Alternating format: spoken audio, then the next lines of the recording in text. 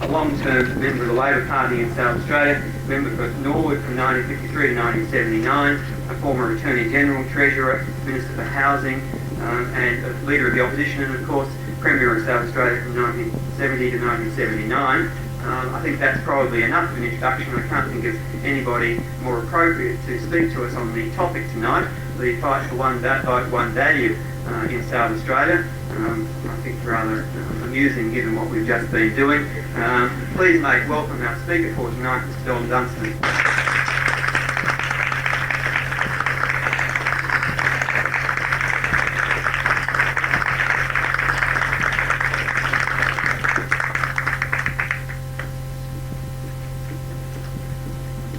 Thank you very much.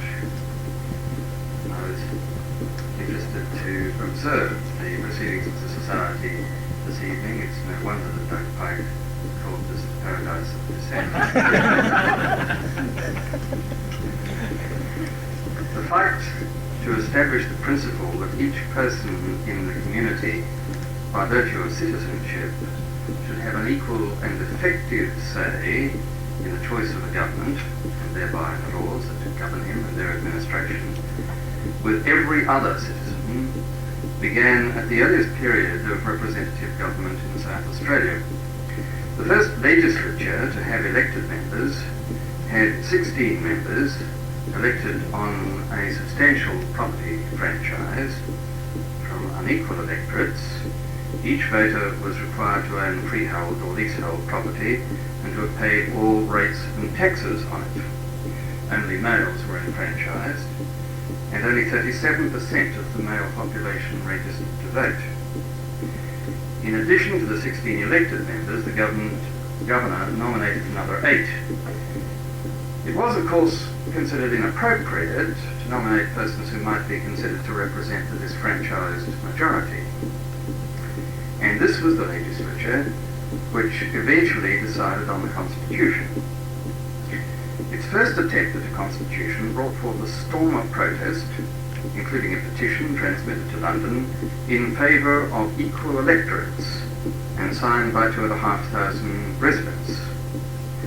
The first attempt was not assented to by the Queen, and the legislature was told to try again. A resolution by G.S. Kingston subsequently partly carried the day, and it was in these terms: that this council is of opinion that in order to meet the wishes of the colonists as expressed at the recent general election, the bills granting an amended constitution to South Australia should contain enactments carrying out in detail the following principles: 1. Responsible government. 2.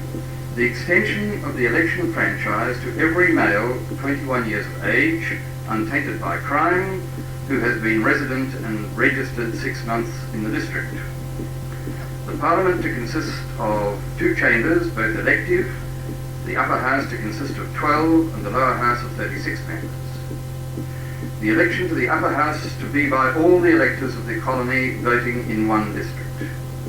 The election to the lower house to be by districts, for which purpose the colony shall be divided into electoral districts comprising, as nearly as practicable, equal numbers with power of revision from time to time. 6. The qualification of voters to both houses be the same. 7. No property qualification of either house. 8. The lower house to be elected for a period not exceeding 5 years. 9. In the upper house, 1/2 of the members to retire and a fresh election to take place in their stead at every dissolution of the lower house. 10. All elections to be by ballot. Elections to that date, of course, had not been by ballot. They had been by meetings conducted at the principal pace of polling on a show of hands, and if then any candidate were dissatisfied, he could call for a poll. The poll was subsequently called, and each voter then tendered his vote, which was recorded. There was no secrecy about the ballot. He had to identify himself, but he clearly identified with whom he was voting. Well, now, Kingston lost on some points. The Legislative Council in the upshot, had 18 members and a property suffrage. And instead of the mere delaying powers on important measures proposed for a nominated upper house in the first proposal, complete powers of veto over measures originating in the lower house resided in the Legislative Council. It was to be a statewide vote, however, for the Legislative Council. The Assembly was to have 3 and not 5-year terms. There was a deadlock provision to be all important to us in obtaining reform, and the lack of which in the Western Australian Constitution has prevented effective electoral reform in that state.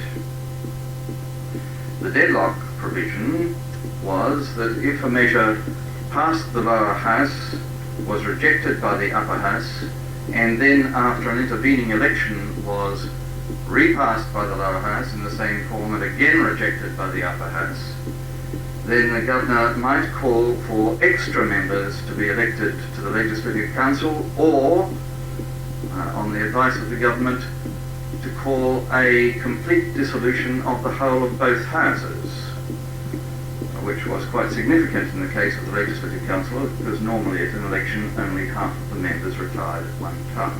And I'll deal with how important that was to us in the final winning of electoral reform in South Australia later. The early distribution of electorates did not provide equality of districts in numbers of voters, despite Kingston's proposal. This may, however, have been more through apathy about enrolment, which was voluntary, than any other cause. There were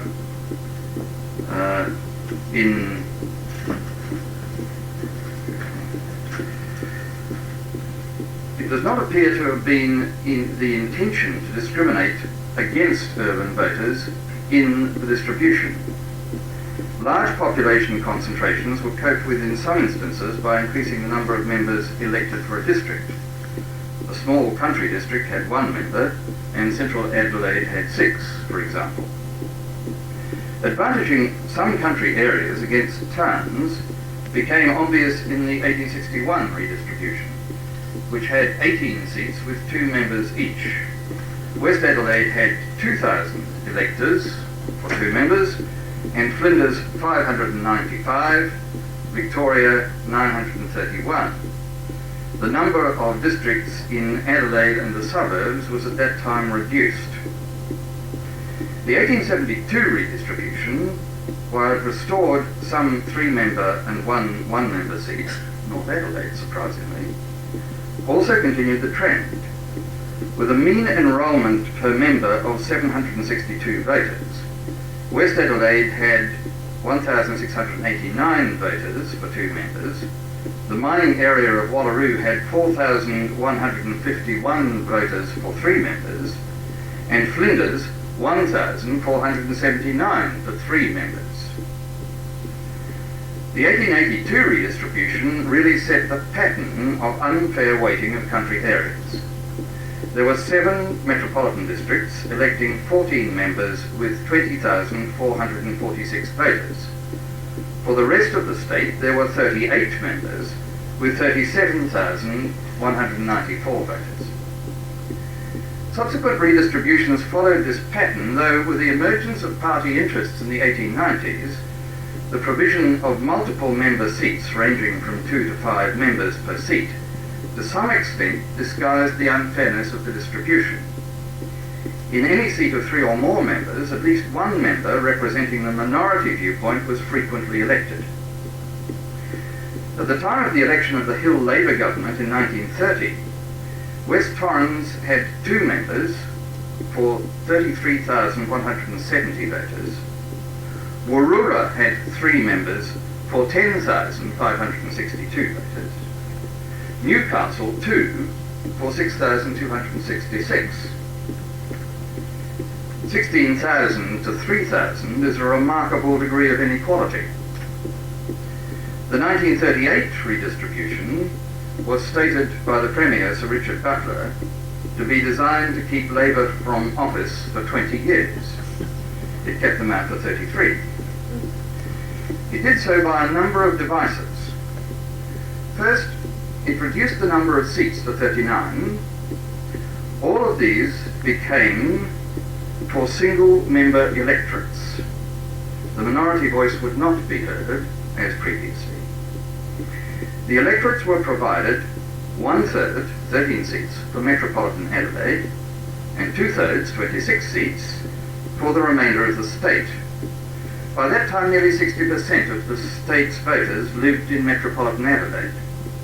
The imbalance was serious, and, as we shall see, produced monstrous absurdities in unfair distribution in due course. When I was elected as member for Norwood in 1953, there were just on 21,000 voters enrolled in that district.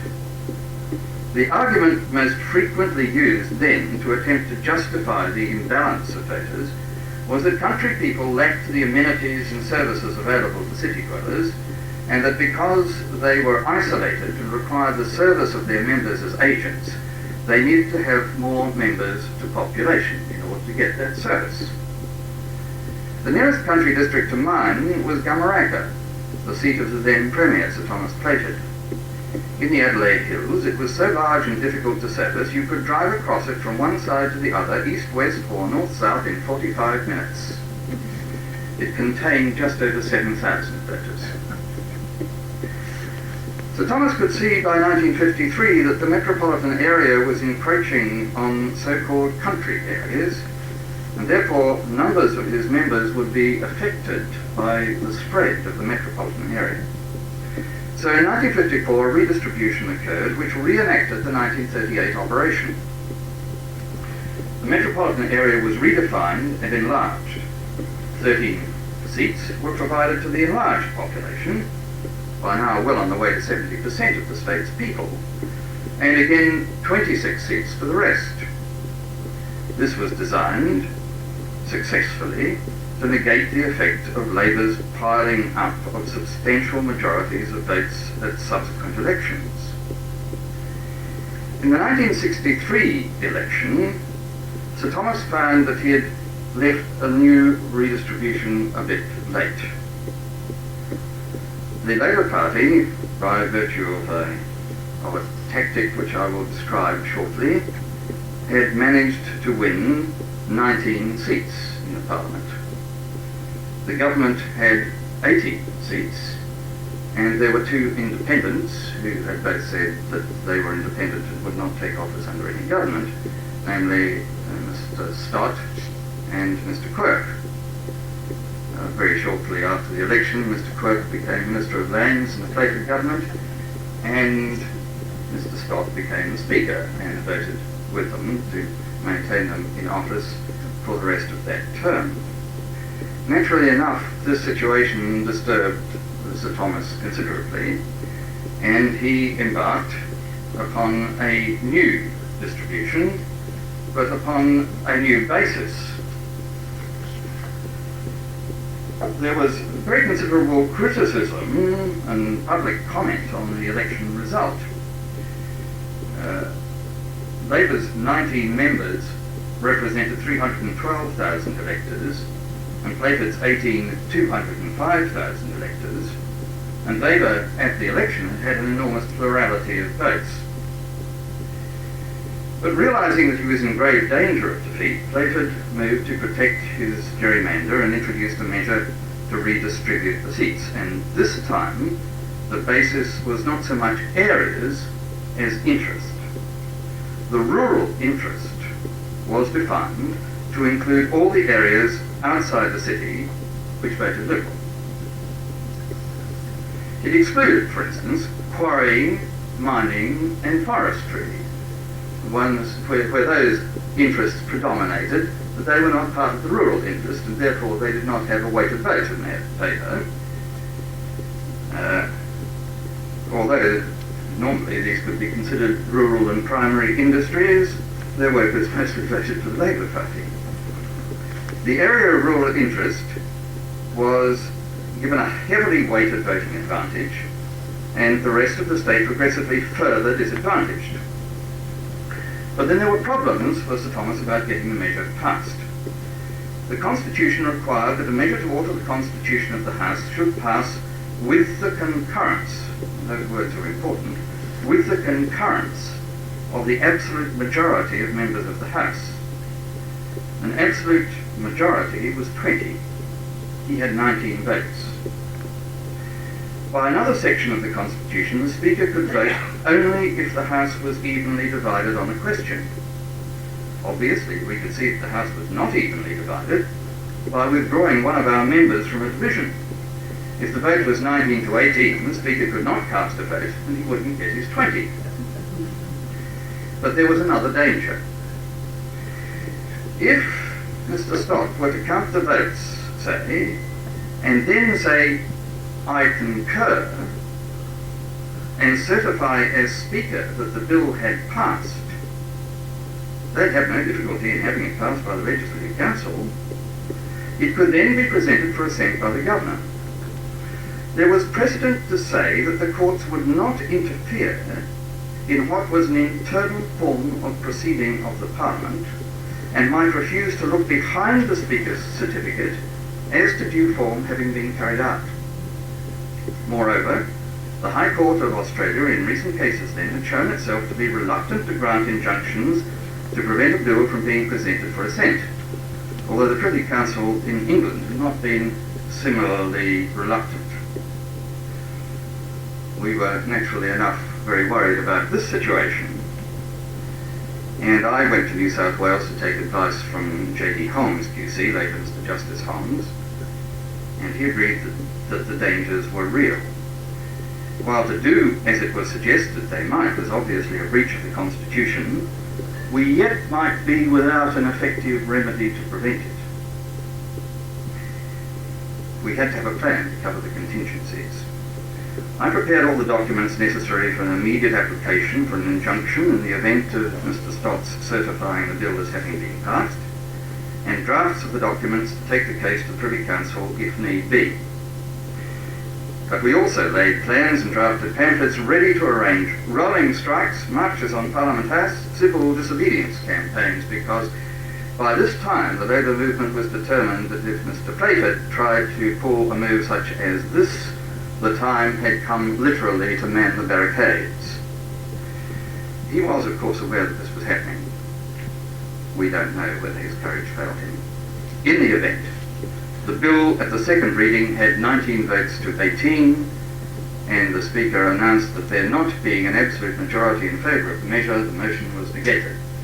We breathed a sigh of relief and returned to preparing a leap over the existing hurdles at the 1965 election.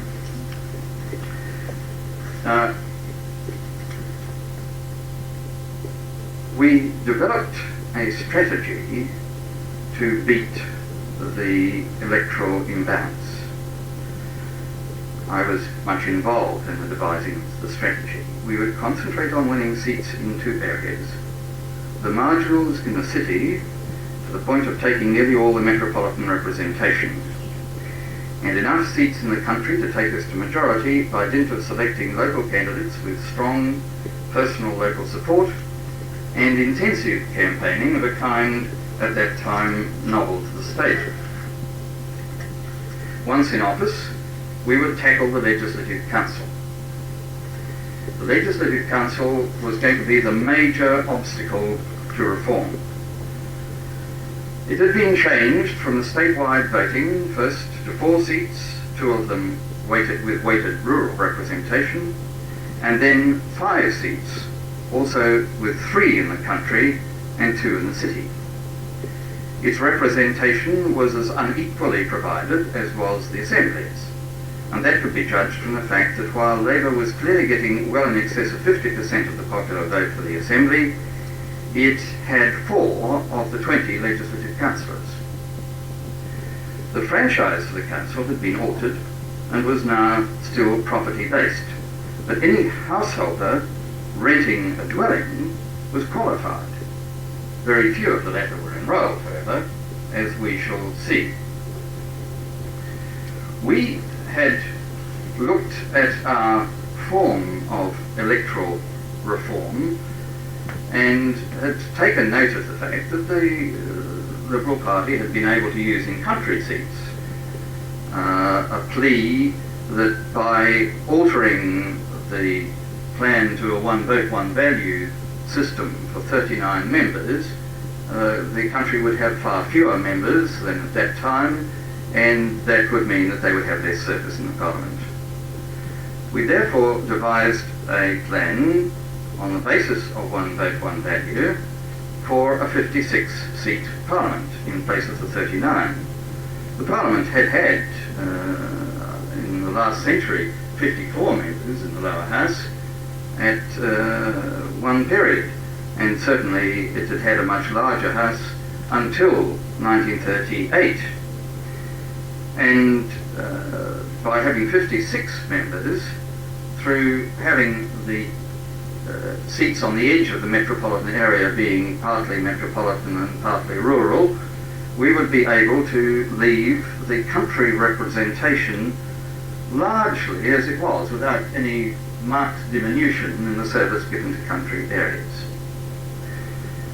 However, when we managed to win in 1965 rather, with the strategy which I have mentioned, and we did get a majority of 2 in the House, we introduced the 56-member seat proposal, and that did not succeed. We got it through the House, of course, had a constitutional majority, but as we expected, the Legislative Council refused it.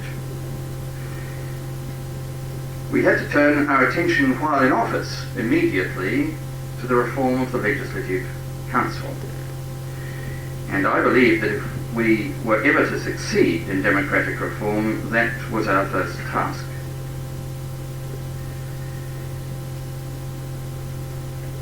Under the law, there was a separate role for the Legislative Council, and to be on it, one had to make a separate application to go on the Joint House of Assembly, a separate application for that role.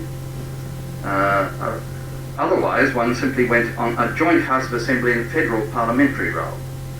That is, there were joint roles for the Federal Parliament and the House of Assembly, but the Legislative Council had a separate role for which one had separately to apply.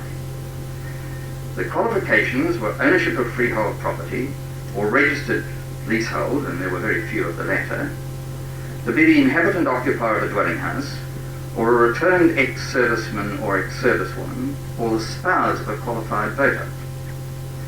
The form of enrolment was complex. Indeed, filling it out correctly was often likened to doing the Times crossword puzzle. If one filled out a form incorrectly and sent it in, it was rejected without notice to the applicant. In consequence, then, few voters enrolled, except those with the first qualification. They were not only overwhelmingly Liberal voters, but they were the only ones who had a government expense invitation been put on the roll. For as soon as anyone registered a freehold title at the Lands Titles Office, the information was that by administrative arrangement set up by the Clayton government, provided to the Electoral Office, which then filled out the forms of enrolment for any newly qualified voter who owned property and sent it out to him to sign and return. No such invitations were given to other qualified voters.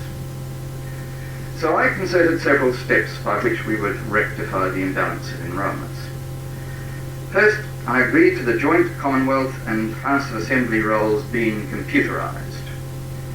This was a first for Australia, but we got everything onto computer very quickly.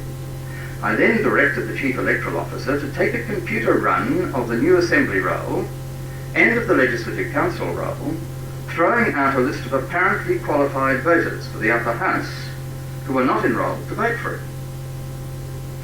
In the meantime, I got through an amendment to the Juries Act, which up to that time had made only those on the Legislative Council roll liable and qualified for jury service, and made the House of Assembly roll the relevant one, and increased the pay for jurymen.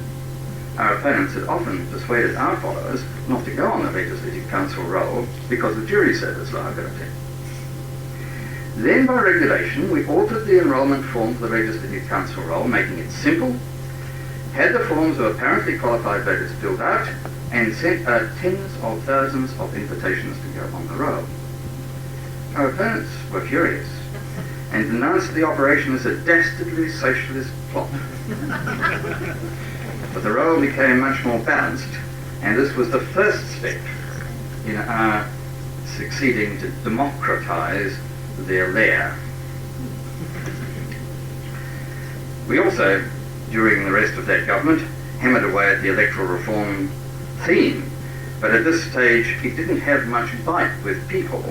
After all, Labour had got into power, and we'd not succeeded in getting across to the populace the obstructionism of the Legislative Council.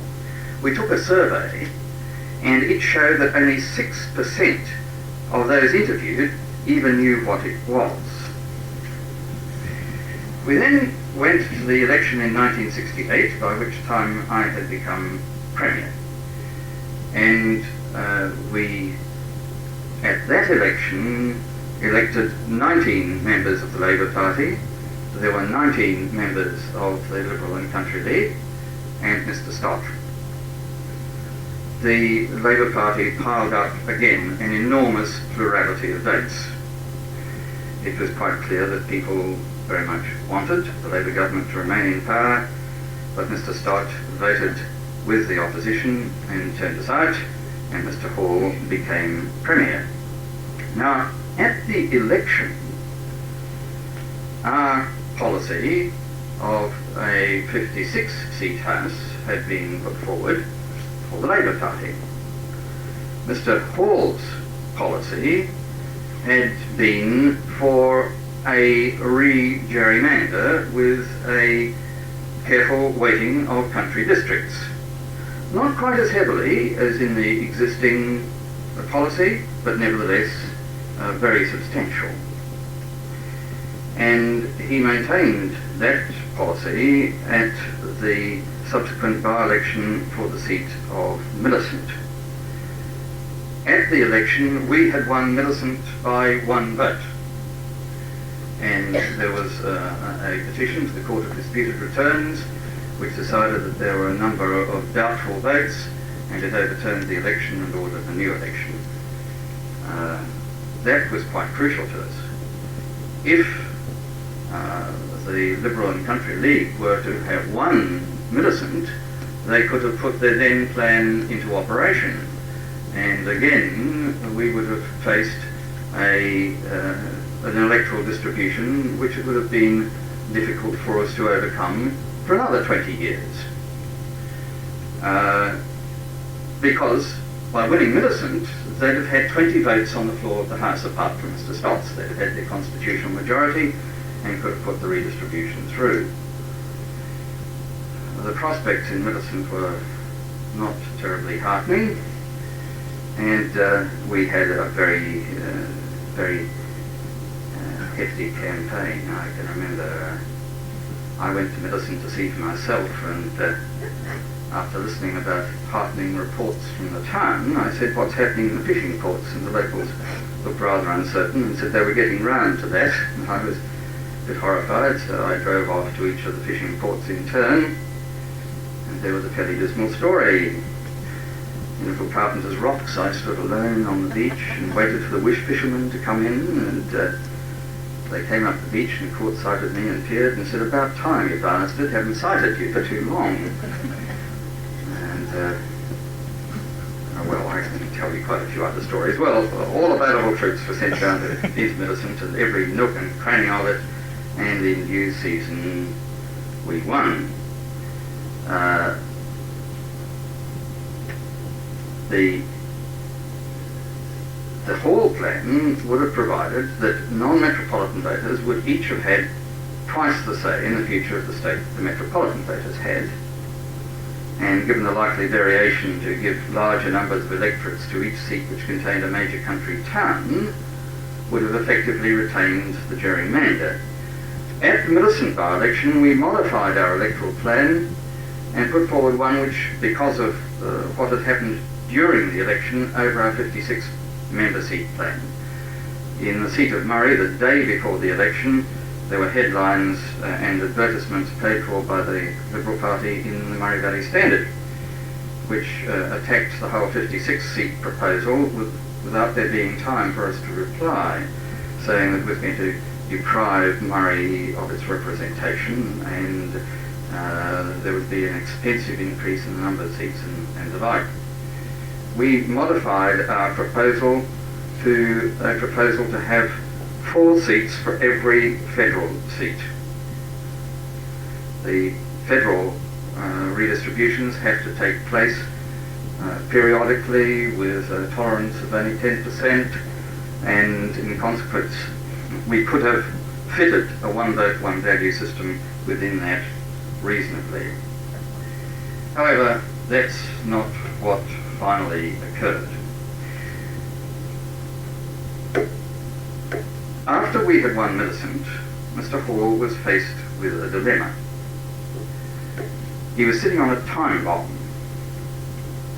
He couldn't get his proposal for a new distribution, having 2 metropolitan voters to every country voter, through. And the existing distribution would fail him by the time of the next elections, and it was very clear why. We had been winning seats at the edge of the metropolitan area, former country seats like like Hondel-Lauke seat, which Molly Byrne won, because of the spread of the metropolitan area into the surrounding country districts, the thing that Playford had been looking at in the proposed 64 redistribution. And this was going to happen quite clearly in at least one extra district in Alexandra. That is, in Alexandra, we were at the elections only 500 short of the Liberal Party. Alexandra included the whole area which now constitutes McLaren Vale, Flagstaff Hill, all the area through to Christie's Beach, and the houses were already being built there. We knew that that area was going to change, and so did the Liberal and Country League. The people who were going into those areas were going to vote heavily Labour, as consistently they have. And in those circumstances he was certain to lose Alexandra next time, so we'd have the 20 seats and not the Liberal Party. He had to disfuse the issue. With 53.9% of the votes, Labour had a bigger vote than that which had elected any other government in office in Australia at that time.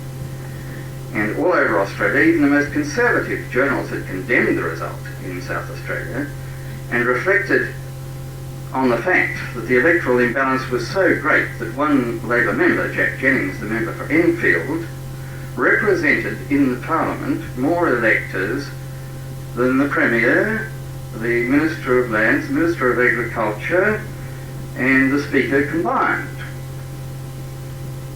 In a march, a crowd of 10,000 had protested about the injustice of the electoral result. And it was necessary, therefore, to do something to diffuse the issue. Mr. Hall decided that he must not put up the proposal that he had previously wanted and which we would block, but a measure which had a sufficient degree of improvement on the existing one that although it still had weighting in favour of country districts, we would support it rather than the present distribution. He was impressed by the big swing of votes away from the ALP over Vietnam in the 1966 federal poll, and he felt that the same could be achieved in the state. And he resolved that he would swing the votes to the LCL on the redistribution, after the redistribution, on the issue of water supply to the state. Now, it was some time before the nature of the strategy was exposed to us, but we, in due course, found it. Mr. Hall was urging, as was Mr. Millhouse, the Liberal and Country League, that they had to capture votes in the metropolitan area. And in the course of his address to the Liberal Party conference, he was reported as having said it was necessary to have adult suffrage for the Legislative Council. As a result of that, I introduced a private member's bill for adult suffrage that year. Mr. Hall, in the course of the debate, made a very serious mistake.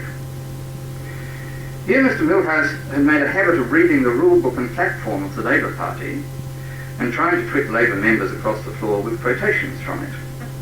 And an especial favourite of LCL members was how closely we were bound by our rules and our membership pledges, whereas they were free to vote according to the dictates of conscience.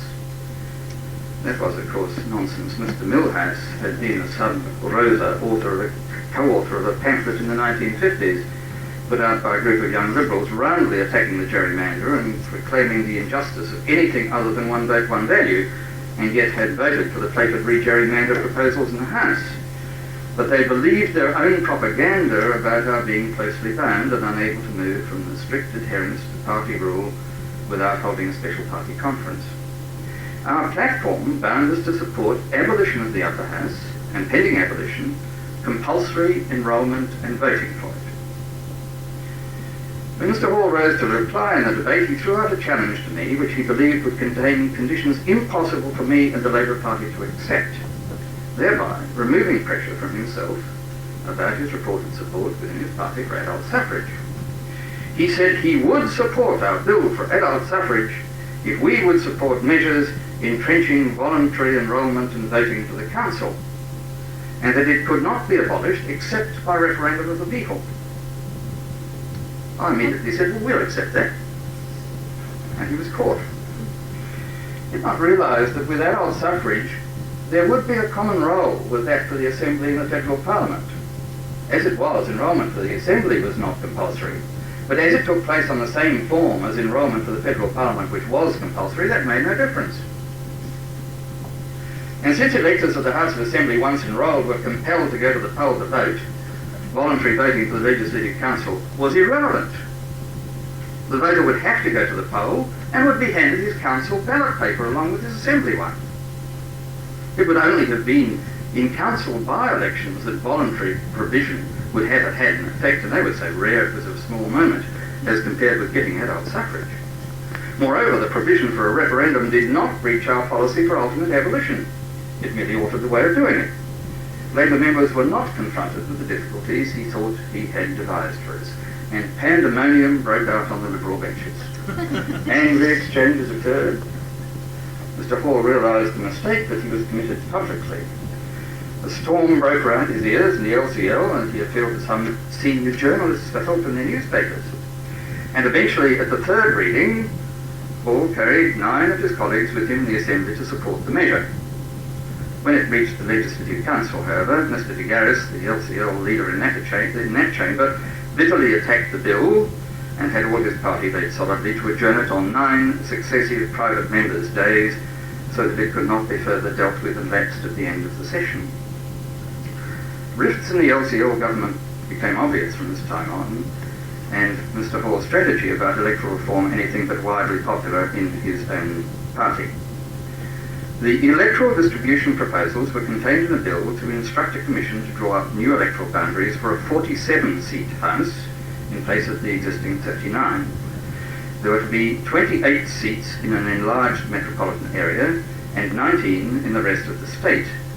There was still a heavy rural weighting. It would take 3 city voters to get the same say as 2 country ones, but it was a marked improvement on the existing 1955 distribution, where the ratio was in most cases 4 and 6 to 1. We supported the measure while making it clear that it fell a long way short of one vote, one value. The Liberals in the Legislative Council tried to write in a provision for 4 more legislative councillors and a new redistribution of council seats, But Mr. Stott voted for the ALP to reject this, and the council finally gave way. When the Constitution amendments to give effect to the Commissioner's report on new boundaries reached the council, they wrote in the amendment about a referendum being required to abolish the council or alter its powers, and enfranchising the council for the spouses of qualified electors. That was, of course, an attempt at a rearguard action against adult suffrage, but it was later to serve us well in our ultimate jousts with the council. A careful examination of the new electoral boundaries showed that, given a normal vote, we would win an election, and Mr. Hall was planning to see that it wasn't going to be a normal Labour vote. His plans went awry, and in 1970, when we went to an election on the issue of water supply, the Labour Party was returned. In the 1973 elections, we did lose Chaffey, but the effect of our activities in relation to the enrolments for the Legislative Council produced some startling results. We won Midlands for the first time. We'd always held Central number 1. We won Midlands, so there were two seats that we had, 2 districts that we had.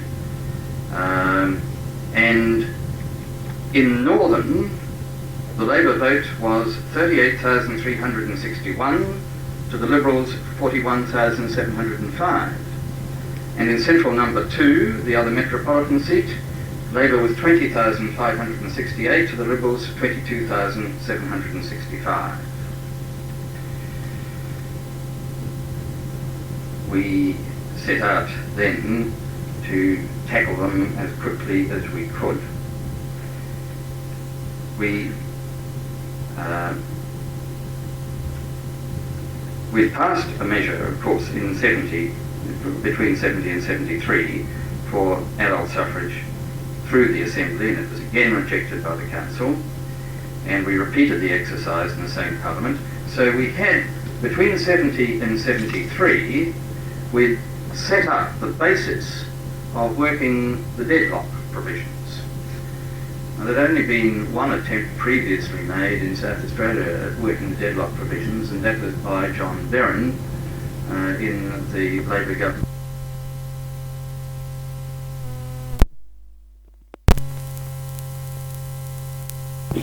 And had appealed to the British Parliament to resolve the deadlock by legislation of the British Parliament.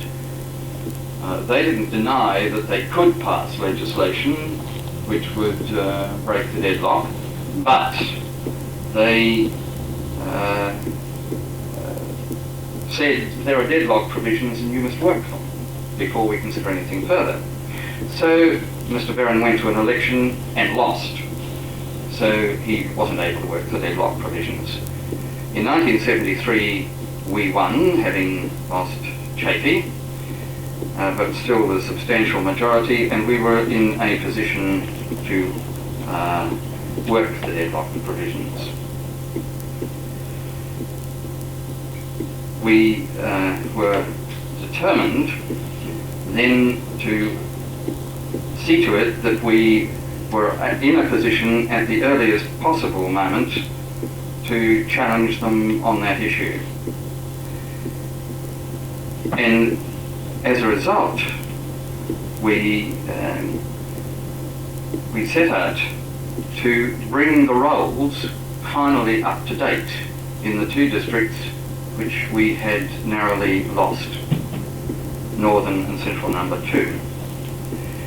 Because the electoral rolls were on computer, it was easy to program the computer to make lists of voters in street order. Instead of alphabetically, each street in an area would be listed together with the voters' names listed against each house in the street. We were also able to get lists of apparently qualified voters for the Legislative Council who had not yet enrolled. By a scan of the occupations of these, we could usually judge with some accuracy the potential Labour voters. So kits were prepared for party workers in the industrial towns of Whyalla, Port Augusta and Port Pirie, and in the northern seat, and in the metropolitan area of Central Number 2 District. And well before Parliament had met, we had enrolled thousands of new, committed Labour voters for the Legislative Council in each of those 2 districts. We were certain that in consequence, if the LCL majority in the upper house were to prove intransigent and refused adult suffrage, and we then had a double dissolution of the whole of both houses, as provided by the deadlock provisions, on the issue of adult suffrage, we would win the council 16-4, reverse the tables on the LCL, and then could in due course pass a measure which would abolish the council. At least we could put it to a referendum. At the very least, we had that very real threat available to us against the Liberal and Country League. And by June we were in a position to move against them. Mr. de Garis, as the leader of the campaign in defence of the non-representative upper house, decided upon a rearguard action. And he announced, to the surprise of those aware of his previously expressed views, that the council was concerned to achieve the objective of having everyone vote for it on the true principle of one vote, one value. But he had a scheme devised to retain the Conservative veto over the lower house. He said the only true system of one vote, one value was proportional representation on the Hare-Clark system.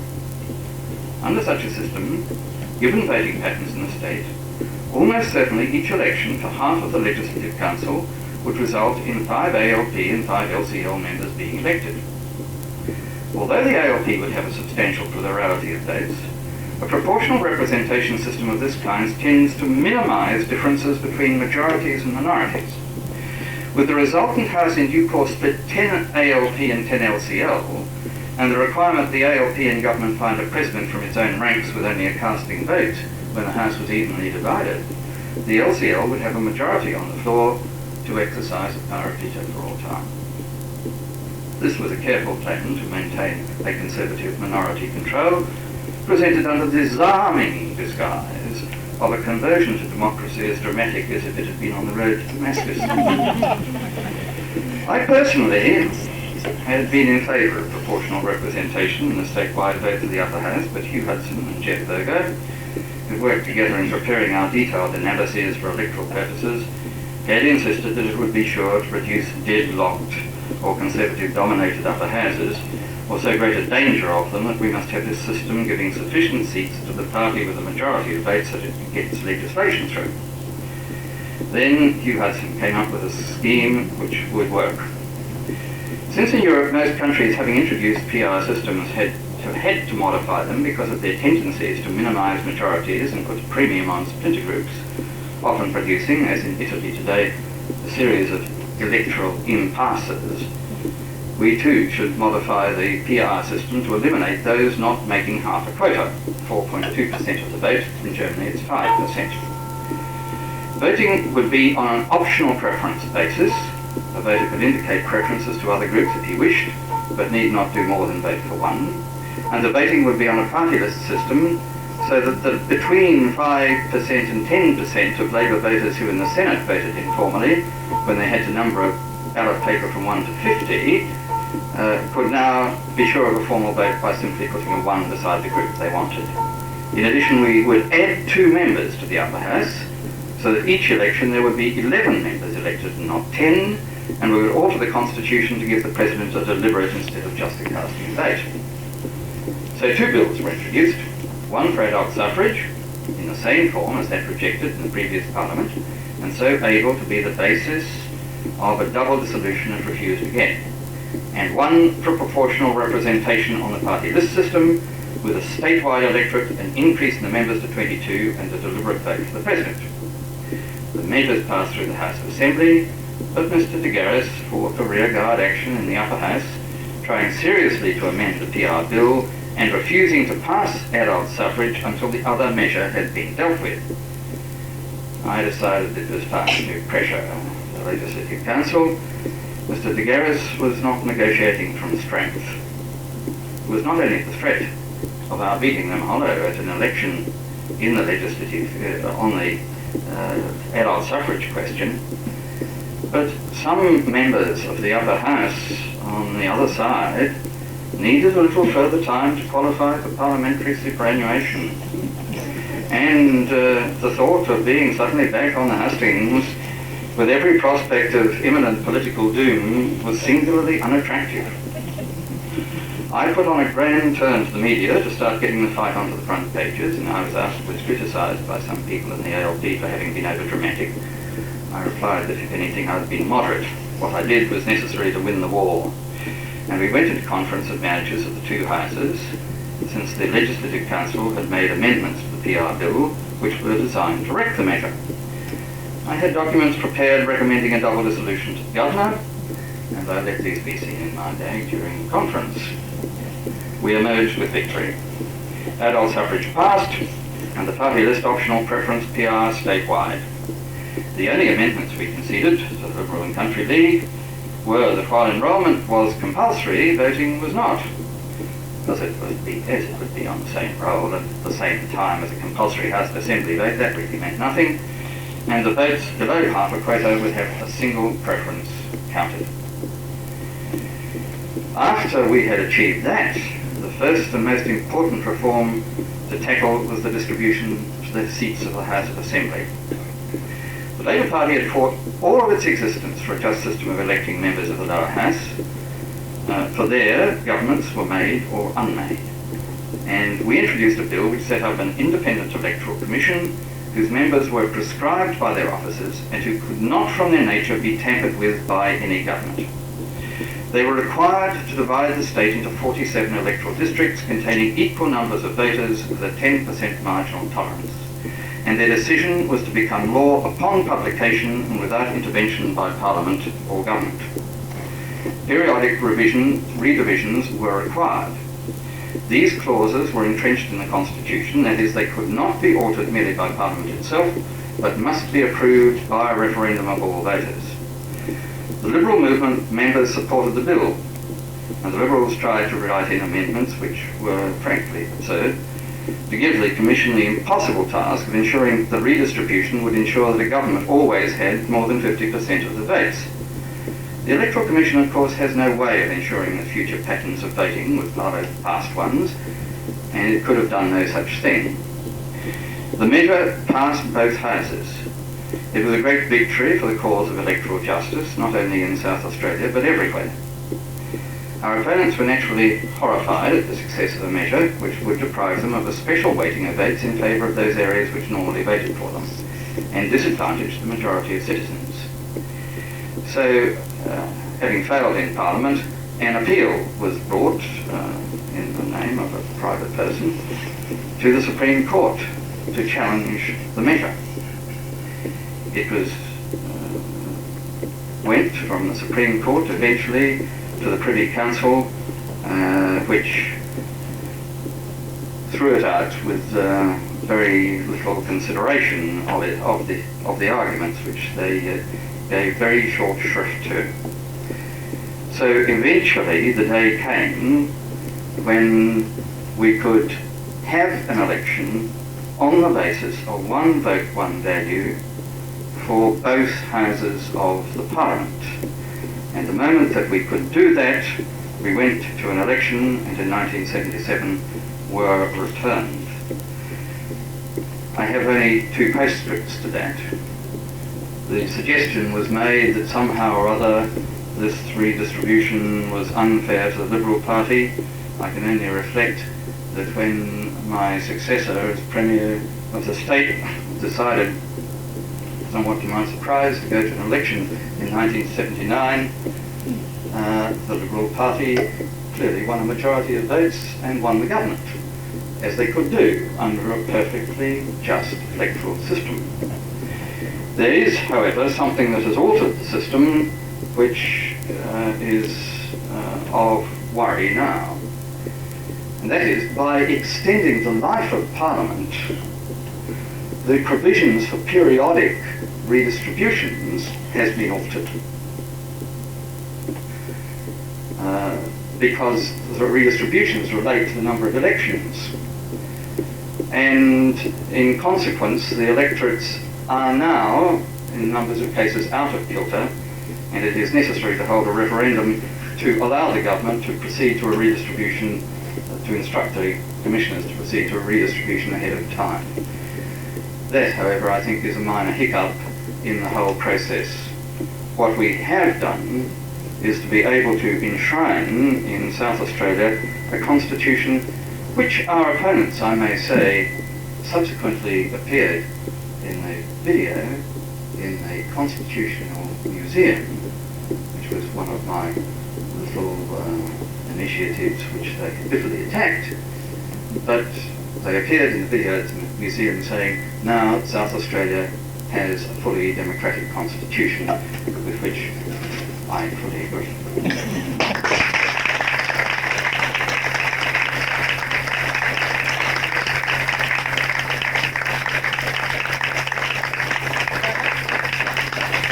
Perhaps before Mr. Dunstan escapes, there may be some questions people would like to direct to him, and perhaps some comments on what he has said.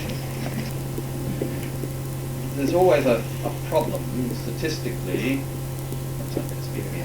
There's always a problem statistically with single-member electorates, in that no matter how fairly you try to devise them, you can get a case where at the margin an opposition might in total slightly exceed the votes of a government in office. If they substantially exceed it, then obviously enough they win. But the problem is that the purpose of single-member electorates is that largely members of Parliament have to act as agents to government and administration for their electors. The relationship between an assembly member and his district is necessarily an extremely close one, because they have to be able to go to him and demand his help in various representations about all sorts of things that happen in government and the public sphere, and sometimes outside it. If you have multiple member districts, that is always much more difficult. I find that in Tasmania there is simply not the same relationship between members for a 7-member seat and their electorates that you get in single-member electorates. And this is why it has been very much a tradition now in most parts of the Westminster system to have a lower house elected on the basis of single-member electorates. I think that that is an important effect. One of the reasons why we didn't really so much need an ombudsman here as they did under the very different constitutional circumstances in Sweden was that here members of Parliament in many ways act as ombudsmen for their people. And they carry out many of the same functions that the ombudsman in Sweden has to do, rather than members of Parliament. Now, if you go to multiple member electorates, that operation is a bit lost. What is more, if you go to a system of proportional representation, such as the Hare-Clark system, it does have the effect of making stable government often fairly difficult. And I have had bitter representations, let me say, from Italian parliamentarians and Israeli parliamentarians about the great undesirability of running a system simply of that kind, because it puts a premium on divisions and it minimises majorities and maximises minorities. I can remember being in Israel and discussing this with some members there of the Labour parties, and I met a member of our Labour Party at a social function. He said, I'm glad to meet you, you're a Labour man. I also am a Labour man. I said, oh, which party are you in? He said, Adelaide. And I said, well, please do explain to me what is the difference between Adelaide and the Mapai and Mapam. Mapai was the majority Labour Party, Mapam the majority and party rather like the old independent Labour Party. And he said, well, I think one can sum it up this way. We are more chauvinist than Marpam and more radical than Marpam. Yeah, that all be the Labour Party. We too have actions, of course, and seem to happen, but at least it hangs together. So this has always been a debate. I personally believe that the majority of citizens would want to remain with a single member electorate system, which with periodic redistributions can ensure effectively that when you're voting here, you're going to get the same say effectively as somebody who's living somewhere else. One vote, one value seems a marvellous principle, and it does seem very wrong that people who claim special property or land rights in the country, and as against we good people in Metropolitan Adelaide, should have any special provision. How does this relate, for instance, to Aboriginal claims as far as self-determination and land rights are concerned? Well, I don't think that within the Parliament the Aboriginal people can claim a different position from anyone else. But in relation to their rights as a people and the restoration to them of rights which were removed from them improperly in the past, I think that they have plenty of claim. I don't think that anybody really is seriously contending that the Aborigines ought to have a weighted vote for the Parliament. But in relation to their own lands, then they ought to have control as the original owners of them. So they have own lands in the same way that, say, no people of your complexion or mine have. Is that what you mean? They have lands in that sense which have got a separate lot of rules, which the one vote, one value doesn't apply to. I'm just trying to understand what it wants to know that they do. I'm sorry. Within the Pichichinjara and Nangu, they have lands which have now been guaranteed to them in perpetuity, and that comprises an area which is about 8% of the state. Within that area, they have the right to determine who comes and goes because it's their land. They apply their own law relating to their relationship with the land there. That is, they don't have pieces of land cut off into little bits and follow the feudal remnant that we have here and call it land law. They don't go through the nonsense of saying that they hold title by freehold or leasehold from a feudal property holder. They apply what were the totemic relationships with the land amongst their own people. And in their councils, everybody has a say equally with everybody else. Such land, there are two values, there's an Alice, but I thought we were talking about one vote, one value, sorry. I'm sorry, I don't see the analogy. Any more questions? Mr. Garrett. Mr. Chairman, I'm De Garrett, the bloke who... I'd like to have the platform for half an hour and say how wrong he was in some of his history, but that's neither here nor there. But I would like to put this point here. There have been four distributions in South Australia since 1956. Playford, Hall, Dunstan and Bannon. In those four distributions, from 1956 to 1970, two elections in South Australia in which a minority government was elected. An undemocratic system, and I agree with Don. That was 1962 and 1968. From 1970 to 1990, there's also been two minority governments.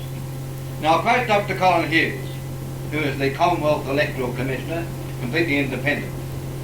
He said the Playford distribution had a bias to the Liberals of 6.4%. Then he said, but in the distribution since then, the bias has been 7.4% to the ALP. And there's been two minority governments under what Don claims is one vote, one value. Now I believe that one vote, one value is an equal political value for every vote cast. And I'd like Don to answer the question, is what does he mean by one vote, one value? Does he mean a better value for an ALP vote to a Liberal vote, or not? That's the question. No, indeed I don't. I believe that you should have one vote, one value by an equal, as nearly as practical, equal distribution of electorates. That you should get them as close to equality as you can. And that should be done by independent electoral commissioners who cannot be politically interfered with. Nobody can say that the instructions to the electoral commissioners in South Australia are unfair or contain bias. The electoral commissioners have endeavoured to do the best job they can. It is impossible under a system where you elect people in a whole series of groups in individual districts to ensure that some district won't lock up a considerable parcel of votes to one particular party. They may do that. The fact is that you have to stand or fall by the results of the election of the members. But in the election of those members, the fact that you've got a heck of a lot of Liberal people in one particular district voting for a member so he gets a terrific plurality doesn't mean that their votes are thereby lessened as against somebody in the next district who's voting for a member. Now that's your proposition, Ren. If you're going to have single member electorates, of course it may happen at some stage that you will get a majority of total votes cast not for the government but for what turns out to be the opposition, because the election is close, and in some cases there are large majorities in a particular series of seats which can't then be translated over into second choices somewhere else. That's inevitable under a single member electorate system. But I can say this to you, that under the Playford distributions, the bias was deliberate. Under the Constitution as it presently stands, there is no deliberate bias whatever. If in effect, in trying to get one vote, one value by getting equal electorates, the LCL has got large groups of votes bound up somewhere, say down in some of the areas of the southeast, well, I don't see any way out of that. I must say that's something that's happened to the Labour Party many times in the history of the Commonwealth. Can I go one further? Thank you. In regard to this question, once again I quote Dr. Colin Hughes, who's an independent electoral commissioner in the Commonwealth. He gave the figures that as soon as you come to equality, you deny fairness. And all I'm asking is for fairness, nothing else. Fairness in an electoral system. And that's why I want the platform there to argue against Don what he said about me, because he's quite wrong. All I demand is fairness in and if you go through every distribution in Australia where there's equal numbers in each electorate, the advantage is between, as on his figures, 3% in Victoria is the smallest one, to 7.4% in South Australia as the biggest bias to a political party in Australia at the present time in South Australia, which is one vote, one value. It is not. And either we've got to change the whole electoral system so that each vote cast has an equal political value, or one vote value is a farce.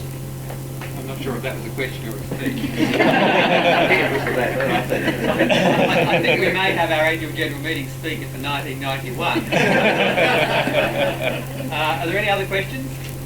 I think probably it's an appropriate time to draw this part of the meeting to a close. I'll ask our Vice President, Brian Samuels, if he'll say a few words of thanks to Mr Dunstan.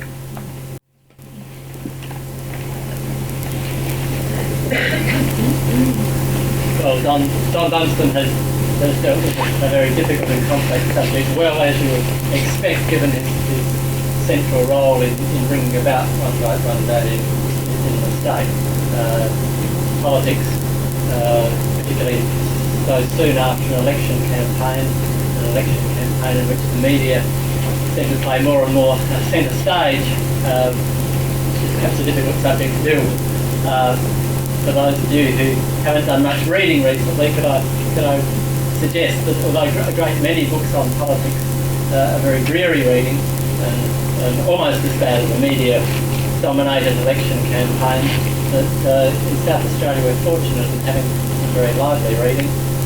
One is Don Dunstan's own book, Felicia, Flinders volume, the Jubilee Flinders University Political History, quite think of the right title, contains some very interesting essays as opposed to the dreary one. And of course, most recently we've got a volume, not similar is quite the right word, but a volume similar to Felicia is John Cornwall's Recollections, which is certainly lively reading as well. And in both Don's book and John Cornwall's recent politics, which we can all remember, are brought very much to light. Exercise that one wants to make. So if you're inspired by tonight to get a bit more interested in our state's political history, there are those three books which are a very good place to start. But I don't think I need to say any more. Thanks very much for dealing with that difficult subject very well. Perhaps in some future years there are other aspects of the Dunstan decade that you would enjoy speaking to us about. So I'd ask members and guests to show their thanks.